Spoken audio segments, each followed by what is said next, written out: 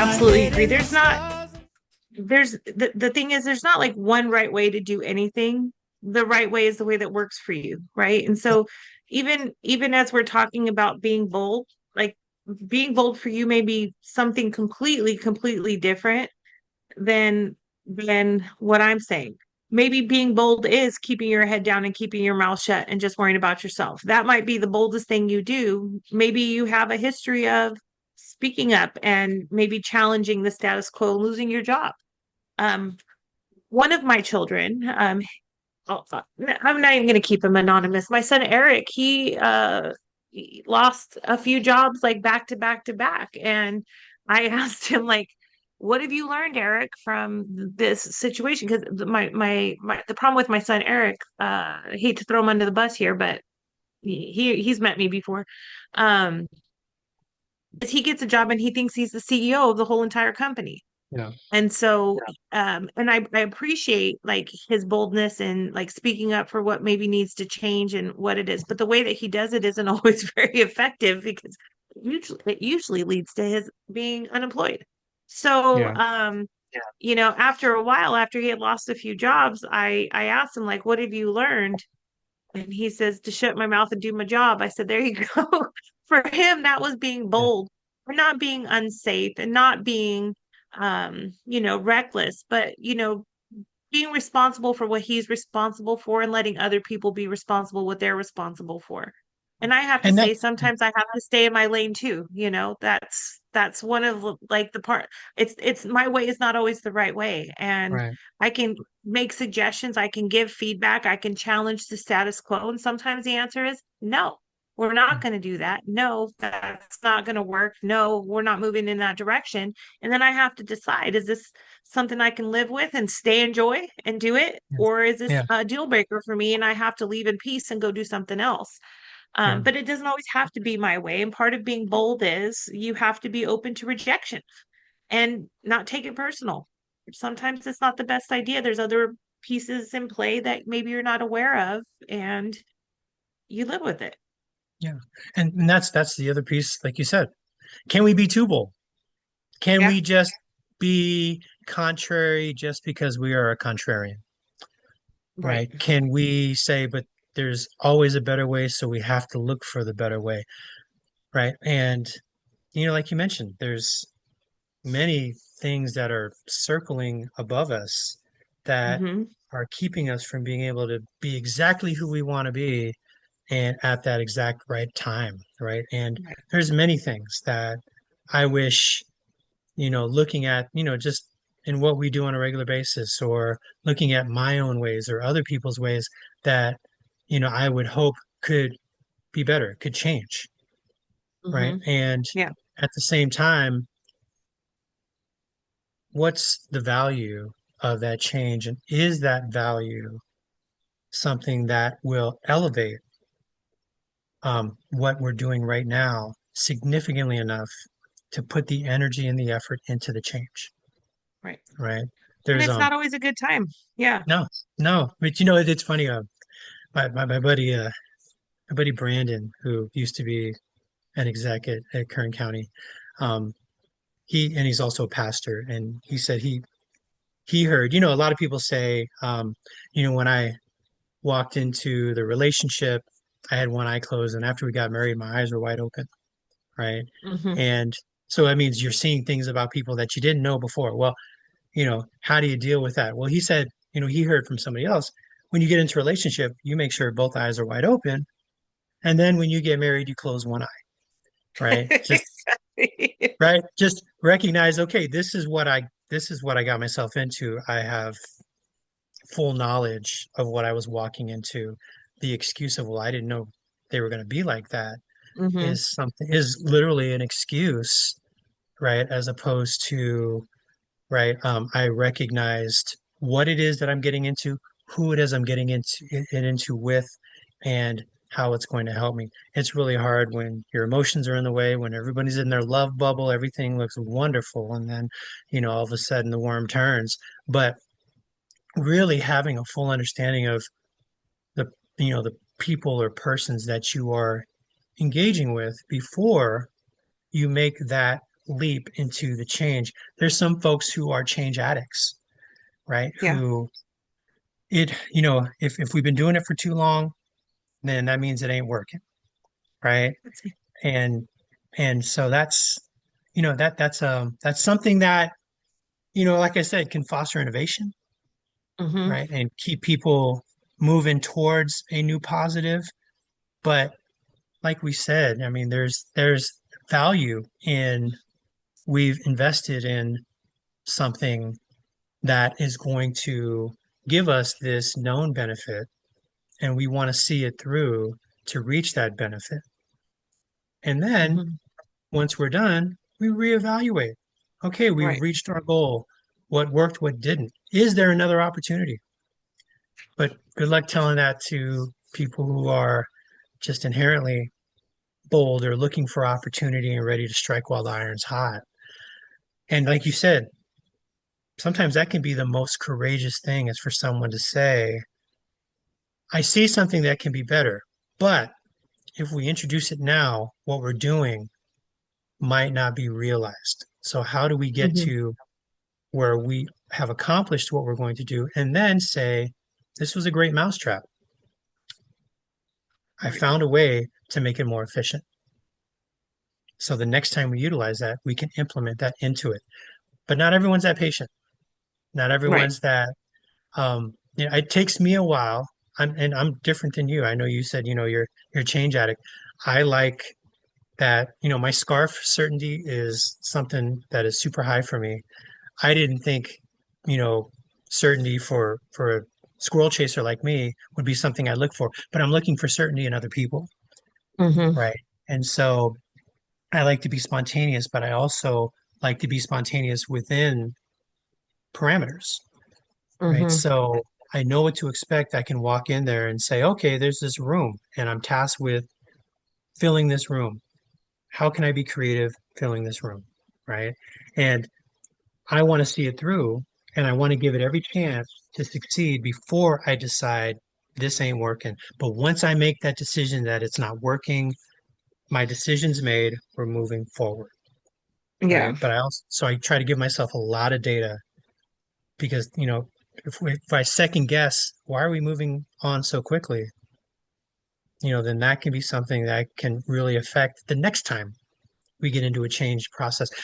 Tiff, I think I probably shared this before, but there's a stat that always astounds me. Of all change initiatives in industry and in business organizations across the country, how many do you think are successful change I think we initiatives? talked about like 30% or something like that. It's one third. One One third third. of all change initiatives in our American, organizational climate, corporate climate are successful. So that means two-thirds of all change initiatives fail. Of those two-thirds, Hmm. 95% had detailed and agreed to plans, right? But can I tell you what That's I attribute that to, though? well, sure, What I attribute that to is that many times people are trying to solve their problems and their challenges with the same exact mindset that created them.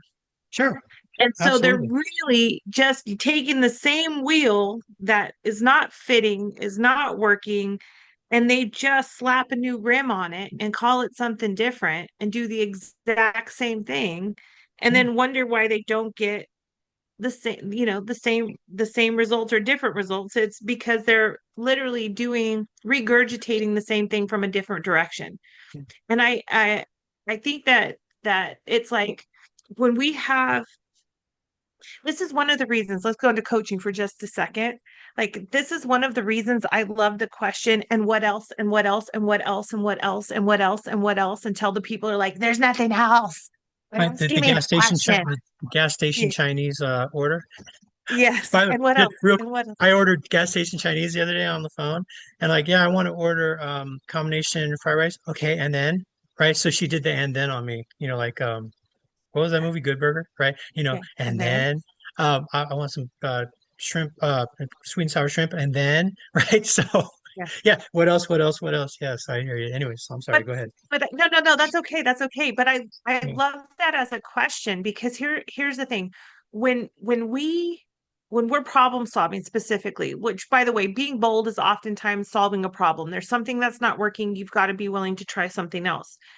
When we get into that initial problem solving, there's like this really basic surface level thinking that happens.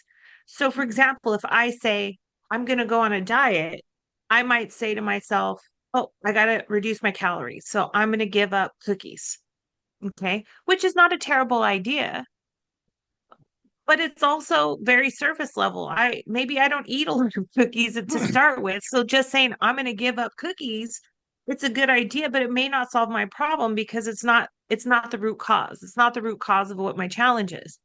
And so I think what happens a lot is that why I love the and what else is because if you say to me like, okay, we've got a problem in our call center, calls are too long. Like, what can we do to fix it?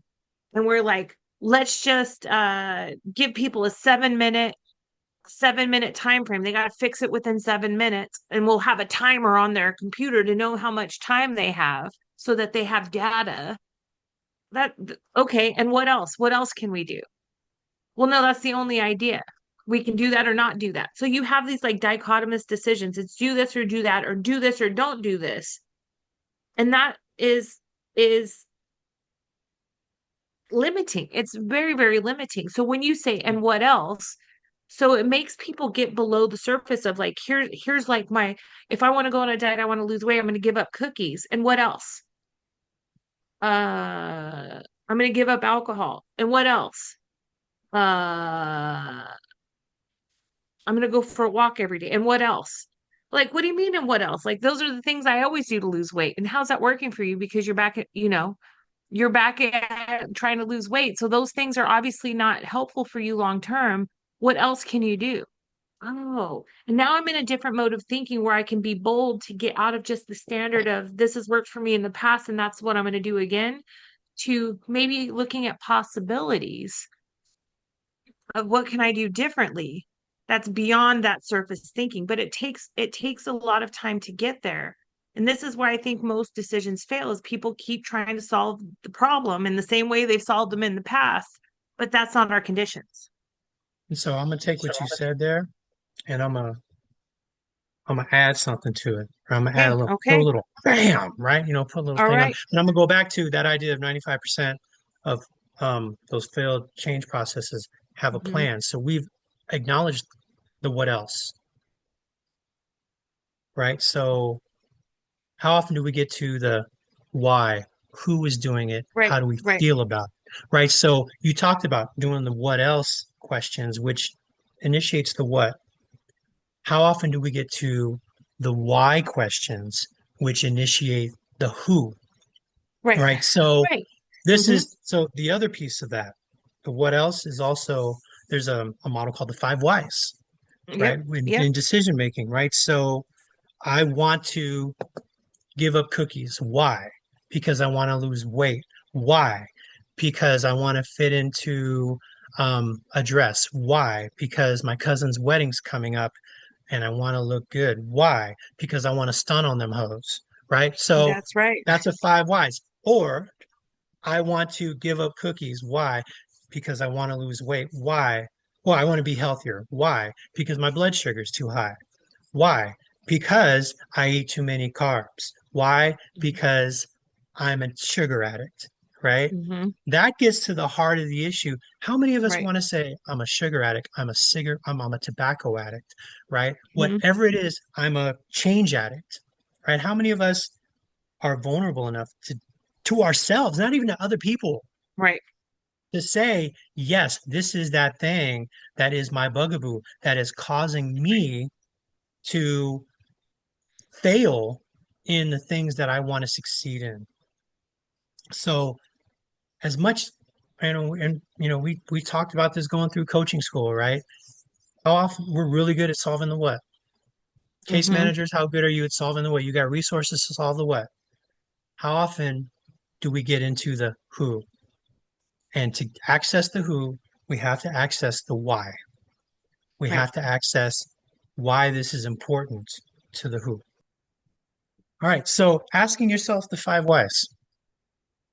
Why do I want to do this? When we have the understanding of what it is that motivates us to actually make that move, to make that choice, and is it worth it to switch something that we've been doing, even if it's working, Hmm. right? How do we get motivated to get it done, right? How many people don't start losing weight until they're told they have to by their doctor? How many people don't start participating in activities until their time clock's at 55 months, right? Hmm. Those burning platforms, right? Those senses of urgency, they tend to be more natural when those things that we have to do, right? Which that's not being bold, right? Right. That's being desperate, right? And bold and desperate can look like two different, can look like the same thing, right? If we're Right. assertive, hey, we got to get this done. Let's get it done, guys. I mean, there's something that we need to do, and I trust you, we can do it. But they're two completely different entities, right? If we are energized to get stuff done because we have to do it, there's a different level of emphasis as opposed to here's an opportunity. It's going to provide this benefit. Let's get on board, guys, and let's make sure that we do this so that we dot all the I's, cross the T's, and make sure that this is something that's meaningful, Yeah. right? So, making sure that when we're being bold, that bold means we're not just rushing into something. I had a manager, and I told her this, and you know her, and she's a visionary. She had amazing ideas on where to take the organization, and she had a vision in her head of how things could happen in ways that it had never happened before in our organization. And she Hmm. set things in place where that were upsetting the apple cart and kicking up dust everywhere. And you know, she, you know, she authorized us and empowered us to make these changes, but she didn't necessarily communicate her vision clearly to everyone about how it was going to benefit people until they came in and said, I don't understand what's going on. And then she explained it to them. Oh, okay. Yeah. Which could have been months, weeks, years into the change. And, it wasn't, and her idea, and she didn't really follow what a lot of the leadership had advised her to do in those situations because they said, um, if we do this, it's going to upset the apple cart, but things are working really well. But she said, but we have this opportunity, right? And so she just kind of did it without them. And so she faced resistance from the top because she was going it alone. And she faced resistance from the bottom because not everyone understood why things were happening, right? Hmm. And there was a lot of great changes that were made. And she actually got burnt out because of the amount of resistance that was there. And I told her, I said, you're kind of like that scout who, hey, here's a trail. I mean, you ever wonder how trails are made, right? Right. I mean, we follow those trails, but who created those trails? Who marked the pathways to the trails? I was thinking those rock climbers that climb up Yeah. to Yosemite. Who was the first person to set that path? Who was the first person to bang in those stabilizers without stabilizers themselves, right? Hmm. you know, and Right. so it's like that's bold, that's visionary. A lot of folks wouldn't do that because it's so risky, it's so life-threatening, it's so dangerous, right? And so recognizing that there are some folks who, well, look, I'm going to do this, I'm going to get it done. Hey, look, see, this is the pathway, it's easy. And then the rest of us are so far behind them. They're like, how did she get all the way up there? I don't know how she got up there. She's saying it's easy for us, but I've never been there. Yeah. Right. So you have to communicate when you're being bold. You have to communicate. You have to sell it. You have to express people why it's worth it. If, you know, and then get people to buy in that it's going to happen. Right. Hmm. So there needs to be a full communication plan, not just a what plan, but a who plan. Who's involved? How is it going to benefit you? How is it going to benefit the organization? How is it tying into our overall ideas of who we are? Is it connected to our mission, our vision, right? Is it providing a benefit for the people who are not only using our services, but also administering our services, Yeah. right? Or is it just, hey guys, we're taking a moonshot. Just trust me on this, Right. right? And different people trust at different times. And that is 100% kind of where we started today, where I was like, people have to understand like how these things fit in with the mission, vision, and values. If they don't, then it's confusing, right? Then it's confusing. So like, we can try innovative things. And I have like another quick gripe. I feel like my job here is the chief complaining officer. Um, but like one of the things that always kind of baffled me is this idea that we can't share information until every decision's been made. And I think that's such like a missed opportunity to like get people on board and to get like the plan made without many hiccups. Like if I can't trust to tell the people who work for me or work with me to say, this is what we're thinking about, and this is what like the direction we want to head, or this is what our goal is going to be in the next couple of years. We don't have it all figured out. We don't have the path yet, but who wants to go on this journey and try to figure it out versus we got to be hush, hush, hush, and everything's in secrecy. And I know that they all see us going in these conference rooms and having meetings and, coming out with concerned, furrowed brows, but we can't say anything. And when they say, what's going on? Oh, I can't share anything with you. Like, what's up with that? Be bold. Start telling people the truth. Like maybe there's things we don't know yet. There's decisions that haven't been made, but here's the problem we're trying to solve, right? Budget cuts are happening, whether we want to believe it or not. Like budget cuts are going to happen over the next year. And so instead of like going, well, we don't know, we can't talk about it, how about saying, we don't know have all of the answers, but here's some of the things we're considering. What do you all think? Because maybe what you think is a bold decision might be completely mundane to somebody else, and they may have something completely unheard of that could be your saving grace. If you're bold enough to actually listen to other people and their ideas and their perspectives and not feel like you have to be the one that always has all the answers. So Yeah, being bold, can I just say, also means being vulnerable and yeah, and stepping aside and letting other people sometimes come up with solutions that maybe you could never fathom. yeah. And I'm just thinking about how do you get people to buy in to something, Include them. right? A lot of times And you include them. yeah, well, no, yeah. The more that you include people, the more that they're invested in what it is that you're trying to get them to buy into, right? And I mean, like you talked about, people are hush hush, furrow brows. When people walk out of those rooms with furrow brows and their staff looks, hey, what's going on? Oh, just nothing. We're just, it's just annoying, but I can't talk about it. What do you think that does to the floor? What do you think that does to the cube farm? It causes unrest. People think gossip and rumors start because we give little bits of information. Gossip and rumors are generated from lack of information.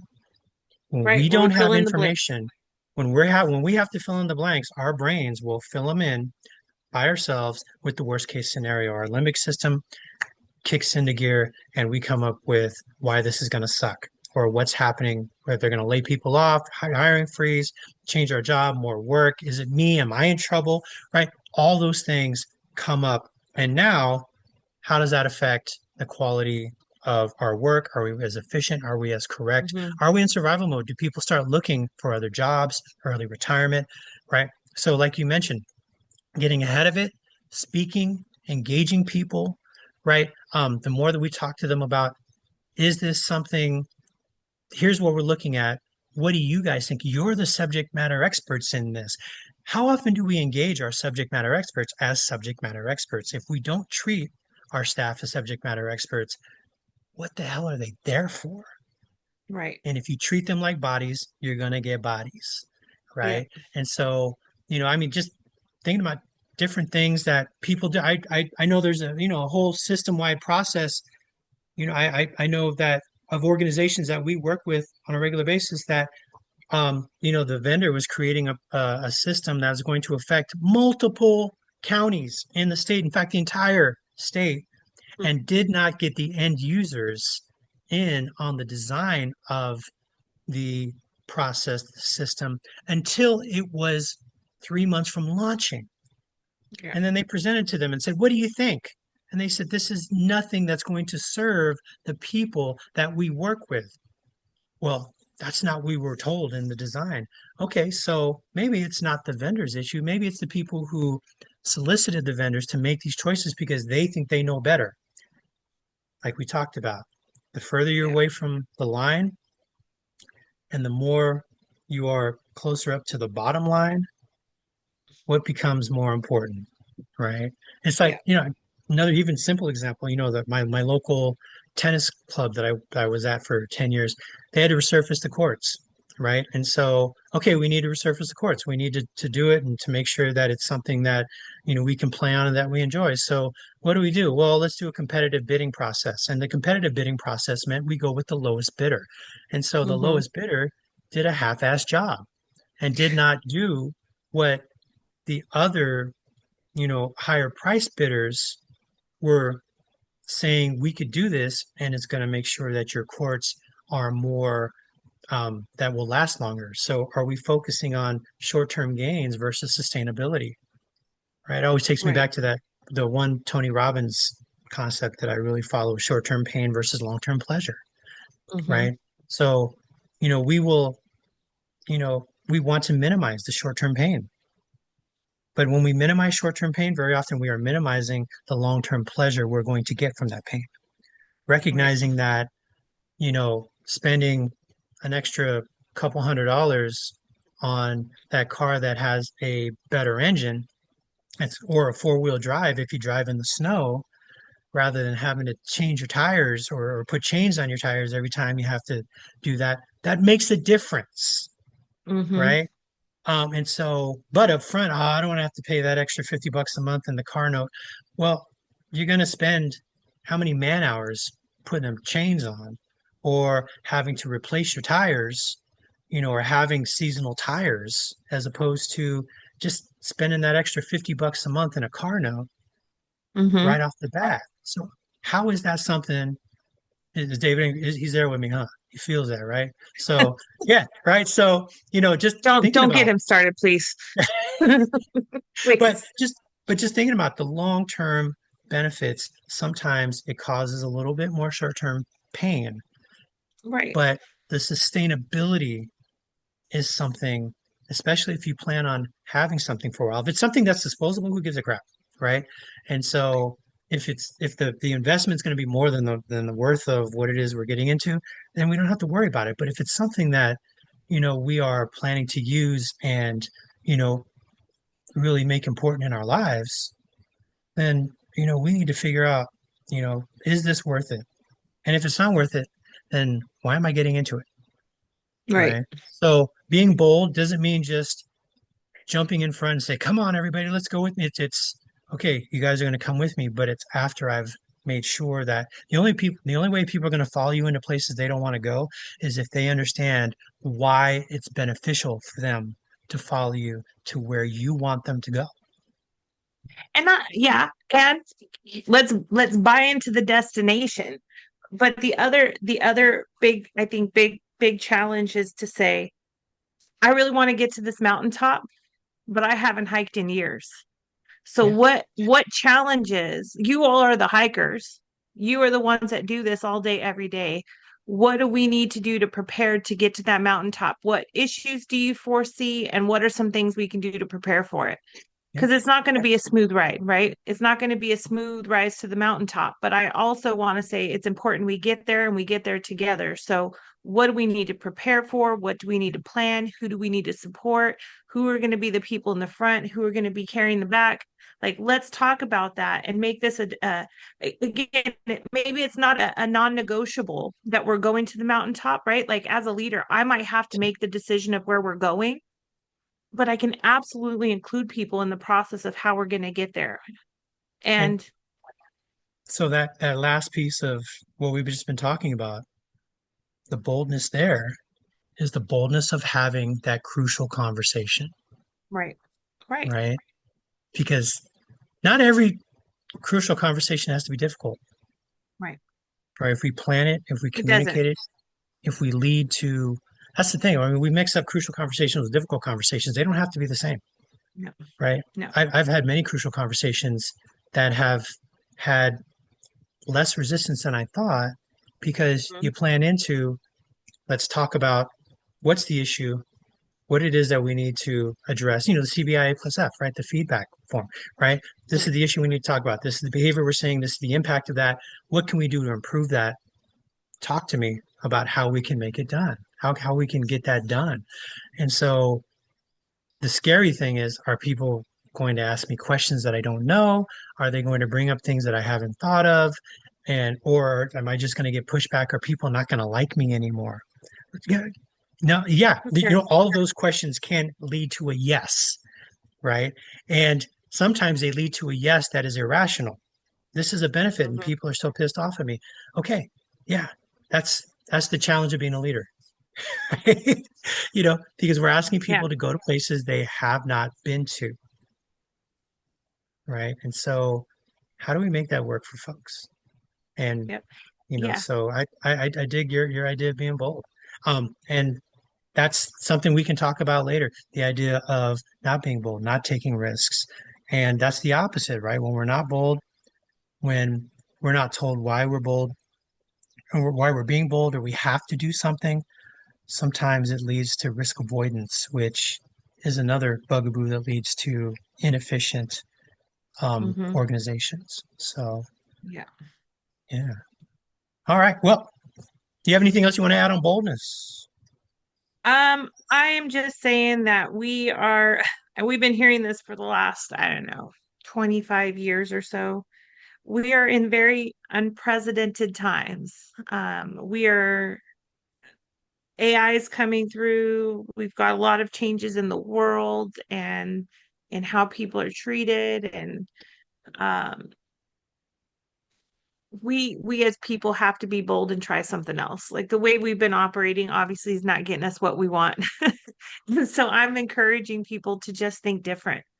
I love that five whys technique. It's one of my favorite things. I have it as part of like a critical thinking class, and I think it solves so many problems. And so, as individuals, I would encourage you to ask yourself why at least 5 times. The deeper you can go, the more closer to the root cause. We had a plan, and we're kind of going ass backwards today, because we were gonna start with our top five leadership books. And what's really funny is that I think that almost every one that I picked has everything to do with this topic, which is interesting. Do you want to do that? Can we do that now and leave That's maybe exa with some resources? that's exactly where we were heading, right? Okay. So, All right. yeah. So Yeah. it's funny because I think all five of mine have everything to do with being bold, being Can bold can and I being courageous. can I just say, Tiff, we got into the conversation at the beginning, and you guys know our format. We usually give you our personal stuff, and then the second part of the podcast, you know, we get into the specific topic. But you know, we were going into the topic, and I wanted to be bold, and I just wanted to let it happen and There you not go. break that up, and just to have that continuity, just because we mix it up. So hopefully, those of you who really are wanting to get into topics, you know, I'll make sure that it's in the description of a of the first. You know, we're gonna hit the topic first, right? Yeah. So, and now you're gonna get into our personal shit. So, all right. So, So, Tiff and Carl's personal shit. Right. So yeah. this is Well, our top okay. five. Yes. Real fast before, since we're doing personal shit, I have to do a little bit of brag real quick. I don't know if you notice, but I have different glasses on, and I can switch. Hold on. But wait, there's more. Ooh, but wait, there's more. These are actually my very, very favorite frames. And left them in one of my cars, and the lenses melted. Like the film on the lenses Oh. melted, making them completely like worthless. Hmm. So I'm still here in Mexico, and I took a risk. last Friday, and I brought my old glasses and I had on my normal ones that I wear, which weren't working very well for me anymore. And I thought, I'm gonna just go in real quick to this optometrist and see like if I can get an appointment to do an eye exam and to get how much he would charge to basically just change out my lenses on those frames. And for the record, the last lenses I got, I brought in my own frames. And with insurance in the US, I paid $400 for those lenses to get replaced with my eye exam with insurance. So I went in with those with the mindset that it'll probably be a little less expensive, but I'm going to spend at least a few $100s on these new lenses for my favorite red frame glasses. Okay. I got an eye exam on the spot, by the way. On the spot. I got an eye exam. I got my red glasses, new frames with, and I wear bifocal progressive lenses.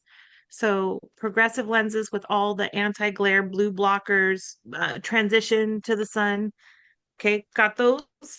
A whole brand new set, new frames, new lenses with all the same bells and whistles. And the ones I always wear got replaced because my prescription changed and I got new lenses for that. For the bargain price, $270. $270 for basically Wow. three new pairs of glasses with my new prescription where I can actually see everything. I can see the future. Okay. I can see the future. And they were ready the next morning. I went in Hmm. with no appointment and I picked up my glasses all ready to go. Perfect. The next freaking morning for So $270. they had the lab right then and there. Right then and there. And it's just one Wow. dude and his wife just chilling, making glasses, freaking changing lives. I was so happy. So that is like my accomplishment of the week is that I've been putting it off and putting it off because I didn't want to have to spend $1,200 on glasses. And I got it for two. So I'm like, make it rain. I don't know what I'm gonna do. I went and made a donation to this food place that they put food baskets together for families and take them out every week. And so with the money I saved, I went and made a big fat donation to this food program because I felt like I was winning something. So I had to give. Yeah. But so top five. I just wanted to share. I'm really Hmm. happy I can see. My number, I'm going to go from number five up to number one. We're going to do this like a ranked choice, but one of my favorites is Atomic Habits by James Clear.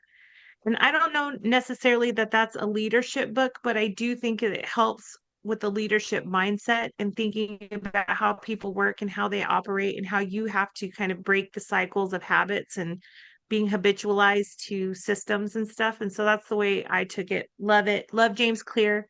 He has a 321 newsletter that comes out every Thursday. Always thought provoking, always really great. So love that.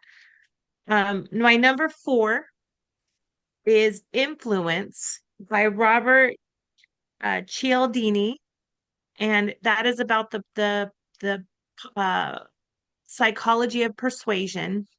With being bold and getting buy-in, you have to have certain conditions to get people on board. And I love it because it's all science based and it's not about manipulation. Like one of the things he really starts that book about is uh being ethical and not manipulative in the way that you use these this power of persuasion. I think is really fantastic. My number three, I have this one was hard because Patrick Lencioni is one of my favorite authors, and I was trying to like include him in my top five, and I'm like, but what's my favorite book of his? I went with The Advantage. I don't know if you've read The Advantage, but it is really about creating your organization's identity and communicating it which again, we talked about the top five before we talked about the topic. It's just funny to me how all of this kind of fit together with a pretty little bow. But Yeah. it really is about establishing, having the advantage of having clarity and what's important to your organization and who you are as an organization, not just what you do, but why you're doing it and how it benefits. So, the advantage. And then the one I've talked about several times today, and I don't even know if it can be I don't know if it's technically a leadership book, but I think it is. It's Orbiting the Giant Hairball by Gordon MacKenzie. Mhm. Gordon McKenzie is he's a cartoonist, and he does the Maxine cartoons. You know, that grumpy old lady. Have Yeah, you ever seen yeah, Maxine? yeah. So he worked for Hallmark for 30 years, and Hallmark, the greeting cards and the cartoons, very, very like complex organization apparently, and a lot of lessons about not getting kind of pulled into like the rules, the regulations, but really kind of finding a way to navigate through them, orbiting them, staying within the confines of what you're required to do, but also kind of pushing the limits and being creative. Love that book. Really good read, really great lessons. He's a storyteller, so it's a fantastic read. My top number one book, and this was also really hard for me, is The Reality-Based Rules of the Workplace by Cy Wakeman. And this is her second book. Her first one was Reality-Based Leadership. Same concepts, very, very similar in terms of like the main ideas, but I really, really loved this one the most because it wasn't just written for leaders, it was written for anybody. And I think it's very, very crucial to being bold. Being bold is not to blame others, but to recognize like the reality of your situation and then find a way to be helpful in how to overcome those challenges, sometimes with new thinking. So those are my top five. And this was a hard list for me to make. And we usually do on the spot. Can I just be honest with everybody? We're usually like on the spot. What's the question? What's your top five? Because we want this podcast to be organic. But we had a different conversation about a different thing yesterday, and we were talking about what we were going to do today. And Carl gave me some time to think about it. And so I toiled because I have so many that I love. I toiled.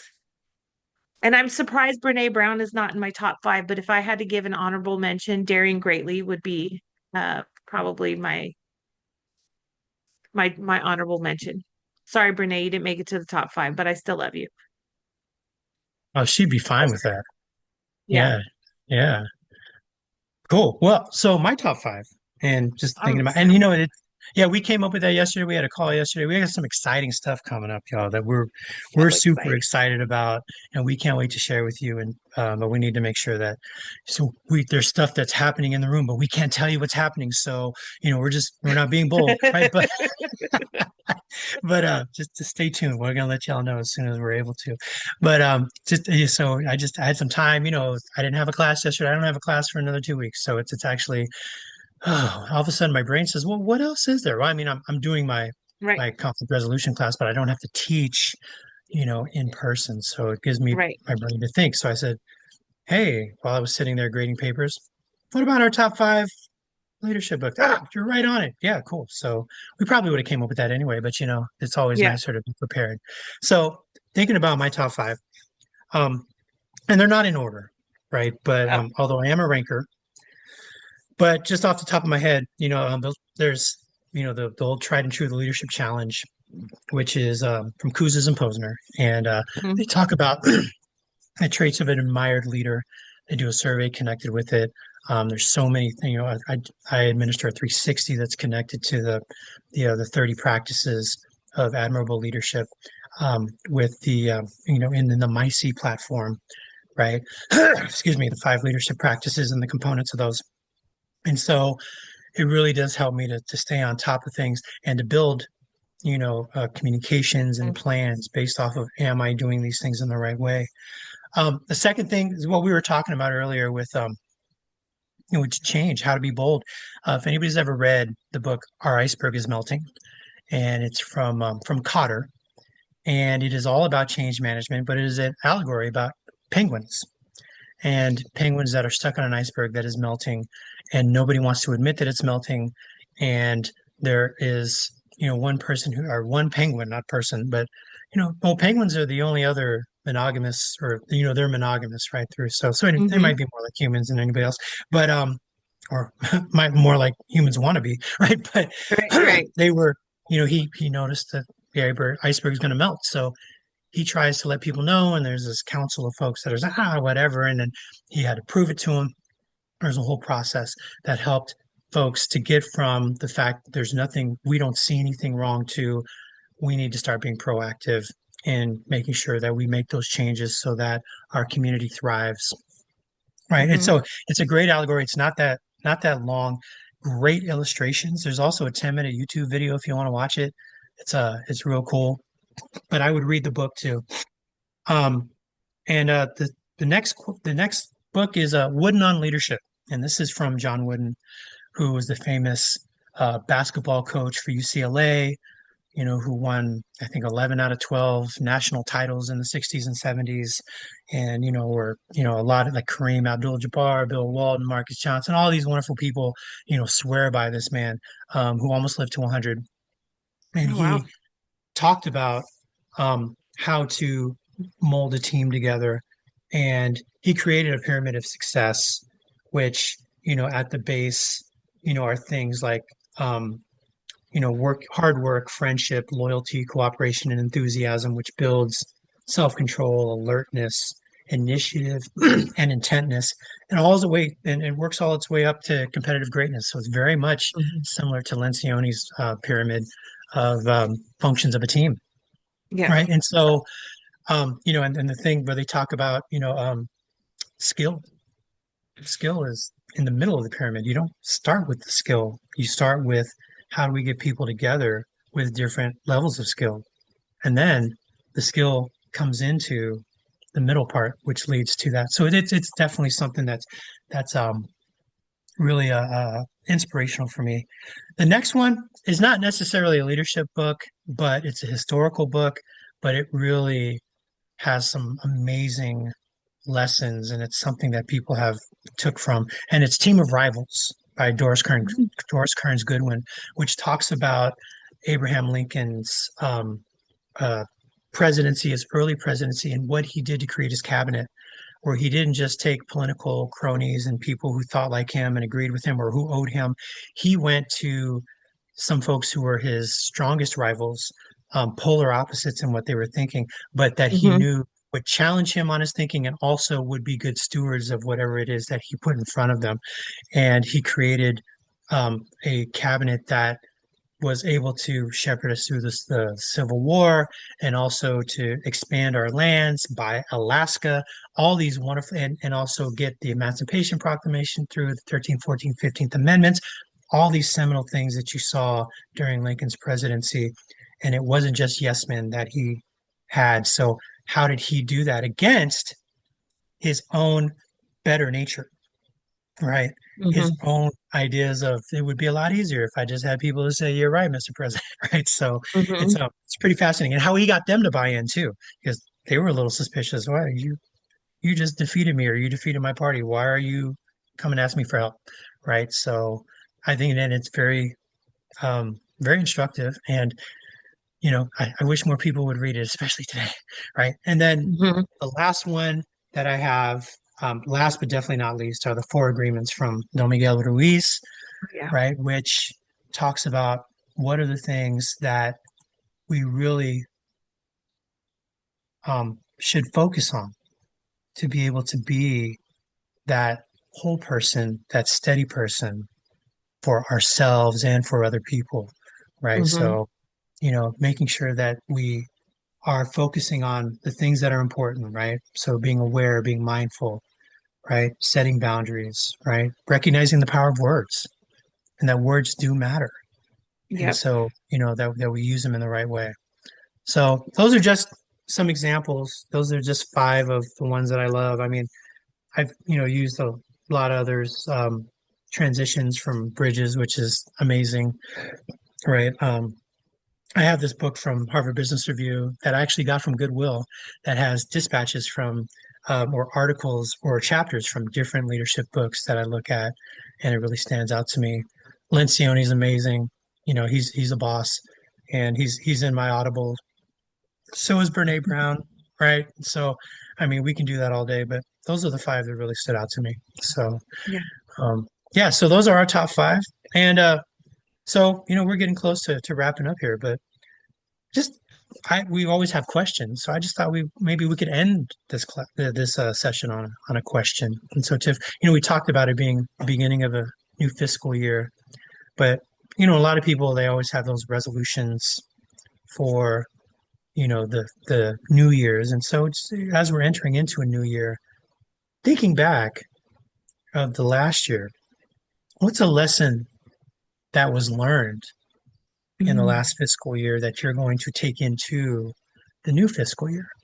What is kind of um, a resolution you would like to create for the new fiscal year based off of what you learned in the last fiscal year? Ooh, I would have to say to just really keep focusing on the things that bring me that I'm passionate about. To maybe to not say yes to things I don't want to do out of fear. Like what I really mean by that is like I have classes that are old and dusty that I shouldn't be teaching anymore because they're old and dusty and it's probably time for them to retire and be redone. But then someone says, "Hey, we want you to do 10 days of this old and dusty class." And I'm like, "Oh, 10 days, that's okay, yeah, yeah, let me do Yeah. these. And then I get there and I'm doing these classes, and the whole time I'm like, this class is old and dusty. It needs to be modernized. But this is what they want. I'm going to give it to them. So I think for the classes that don't serve me anymore or the topics that I'm not passionate about anymore, to say, thanks for asking. No, thank you. Maybe I'm not the right one to teach this. So maybe find somebody that cares more than I do. Because then at the end, it feels like a chore. And I'm like, ugh, Mhm.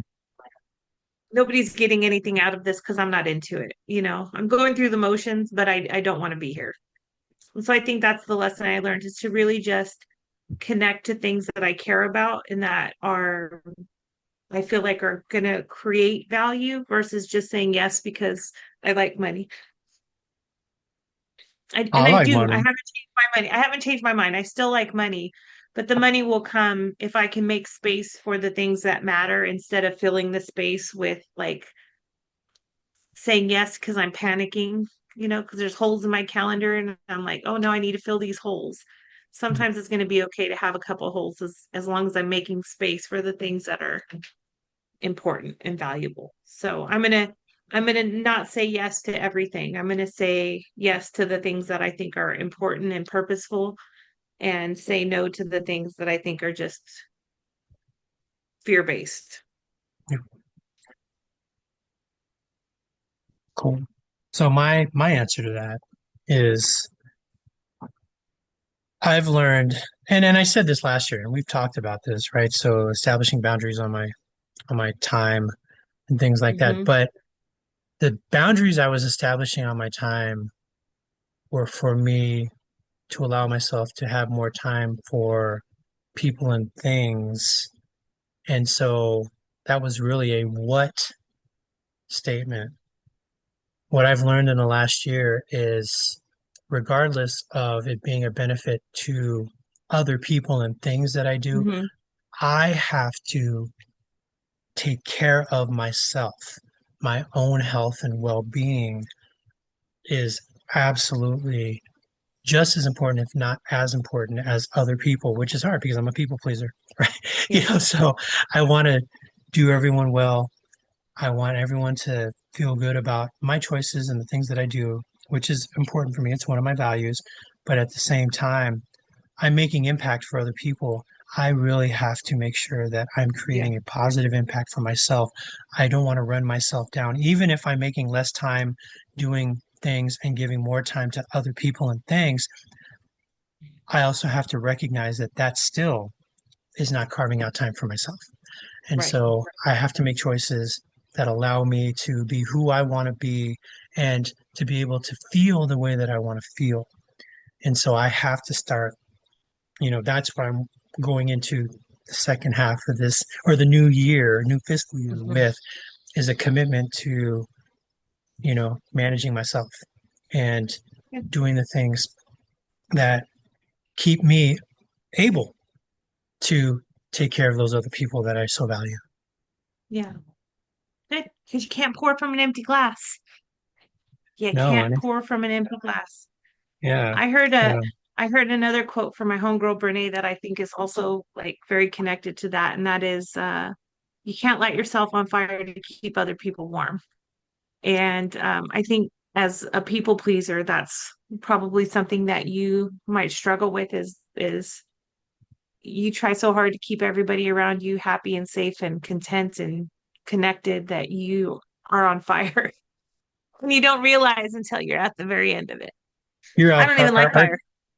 your bestie, Miss Dope there. She has this way of she told me one day when we were working together, she goes, I figured out what you are. And I said, what? She goes, you're a duck. I said, what do you mean? She goes, well, you know how you see ducks on the pond and they're just kind of floating along nice and peacefully. But when you look underneath, the camera sees they're paddling furiously.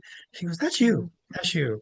You look like you always have it together, smooth and whatnot. But underneath, you're trying to all keep it together. I'm like, well, shit, get out of my head and stop acting like you know me or stop knowing me. But yeah, that's something that, I'm not putting that on anybody else but myself, right? Yeah. This isn't something that anybody else needs to commit to. I have to commit Yep. to my own health and well-being.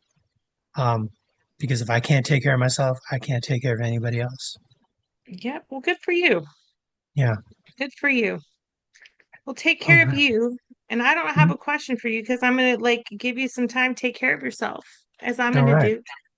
I gotta go get some electricity. So Well, that's what's on my well, agenda today. my, my wife's out of work, and so we're gonna go celebrate our anniversary, which is today. So, you Okay. Well, know, we'll happy end with anniversary. Be bold. Be bold.